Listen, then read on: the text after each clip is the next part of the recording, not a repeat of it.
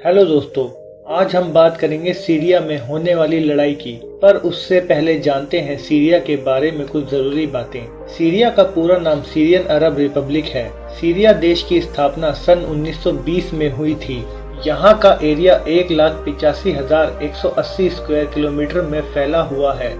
यहाँ की आबादी 1,84,00,000 है।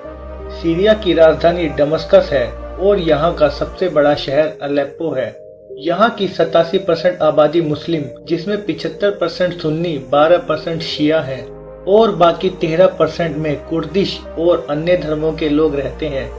यहाँ की ऑफिशियल लैंग्वेज अरबी है, जो यहाँ 90% लोगों द्वारा बोली जाती है। बाकी 10% कुर्दिश भाषा बोलते हैं। सीरिया 1940 में फ्रांस से आजाद हुआ था। यहाँ की जीडीपी करीब 101 अरब डॉलर है। पूरे सीरिया में सिर्फ एक ही झील है जिसे इंसानों द्वारा बनाया गया है। यहाँ के लोग 1 जनवरी को नया साल नहीं मनाते, बल्कि यहाँ 1 अप्रैल से नया साल शुरू होता है। माना जाता है कि दुनिया की सबसे पहली हत्या सीरिया में ही हुई थी। सीरिया की सीमा 5 देशों से मिलती है, जिनके नाम है Turkey, Lebanon, Iraq, Israel, Jordan. Syria में एक व्यक्ति की औसत उम्र 75 साल है। तो ये थी सीरिया के बारे में कुछ जरूरी बातें। दोस्तों, अब बात करते हैं सीरिया में हो रही लड़ाई की।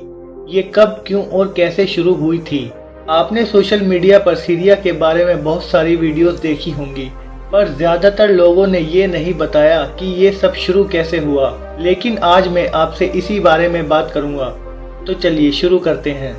ये घटना ट्यूनिस देश से शुरू हुई, जो अफ्रीका महाद्वीप पे बसा हुआ है और इसका बॉर्डर लीबिया और अल्जीरिया से मिलता है। हुआ ये था कि ट्यूनिस का एक लड़का, जिसका नाम मोहम्मद बजूजी था, जो फलों की रेडी लगाकर अपने परिवार का पेट पालता था। 17 दिसंबर 2010 को एक ट्यूनिस लेडीज ऑफिसर ने उस लड़के की रेडी को जब्त करवा लिया। अब मोहम्मद बजूजी बहुत ज्यादा परेशान हो गया कि कैसे अब वो अपने परिवार की मदद करेगा, क्योंकि ट्यूनिस में बेरोजगारी और गुर्बत बहुत ज्यादा फैली हुई थी। उस लड़के ने बहुत कोशिश की अपनी रेडी वापस लेने की, पर जब वो उसे वापस नहीं मिली तो उसने खुद को आग लगाकर अपनी जान दे दी, क्योंकि वो अपनी फैमिली को परेशानी में नहीं देख सकता था। और इस घटना का ऐसा असर हुआ कि मिडल ईस्ट और नॉर्थ अफ्रीका के लोग अपनी अपनी गवर्नमेंट के खिलाफ खड़े हो गए और जो रूलर 40-40 साल से राज कर रहे थे, उन सबसे डेमोक्रेसी की मांग करने लगे।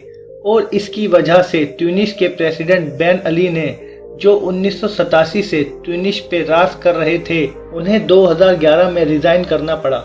और लीबिया के प्रेसिडेंट गद्दाफी को बजूजी की मौत के बाद मार दिया गया, क्योंकि यहाँ भी गद्दाफी 42 साल से राज कर रहे थे और डेमोक्रेसी की मांग को नहीं मान रहे थे।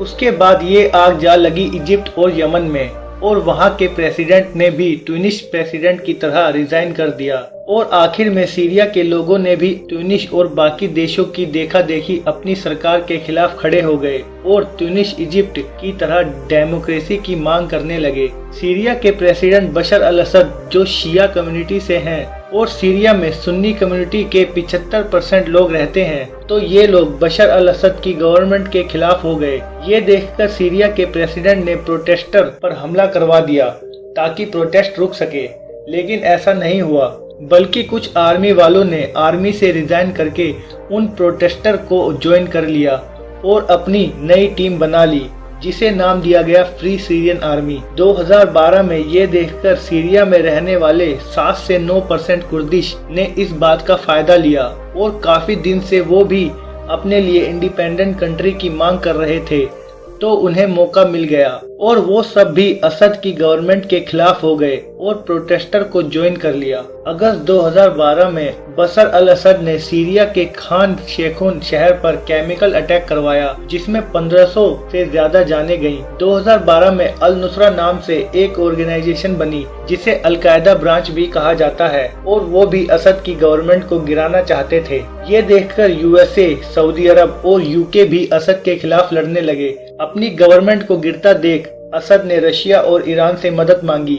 ईरान असद को इसलिए सपोर्ट कर रहा था क्योंकि ईरान भी एक शिया देश है और असद भी एक शिया है, और रशिया अमेरिका के अगेंस्ट है, इसलिए असद को सपोर्ट कर रहा है। ईरान को असद की मदद करता देख हिजबुल्लाह पार्टी भी असद के सपोर्ट में खड़ी हो गई और कुछ गल्फ कंट्रीज अल नुसरा को सपोर्ट करने लगी ताकि असद की गवर्नमेंट को गिरा सके। और टर्की भी इस युद्ध में कूद पड़ा क्योंकि अगर कुर्दिश कंट्री बनती है तो उसमें टर्की का भी कुछ हिस्सा जाएगा। तो टर्की ने सीरिया के साथ मिलकर कुर्दिशों पर बॉम्बिंग करना शुरू कर दिया।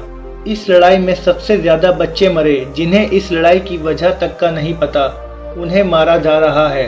क्या फायदा ऐसी गवर्नमेंट का जो इंसानियत को भूलकर सिर्फ सत्ता के बारे में सोचे। इस लड़ाई से अब तक 4 से 5 लाख लोग मर चुके हैं और 19 लाख से ज्यादा घायल हैं और 60 लाख से ज्यादा देश छोड़ने पर मजबूर हो गए हैं। दोस्तों, आप सबसे यही रिक्वेस्ट है कि सीरिया में सब जल्दी से ठीक हो जाए, इसकी दुआ करें और इस वीडियो को ज्यादा से ज्यादा शेयर करें।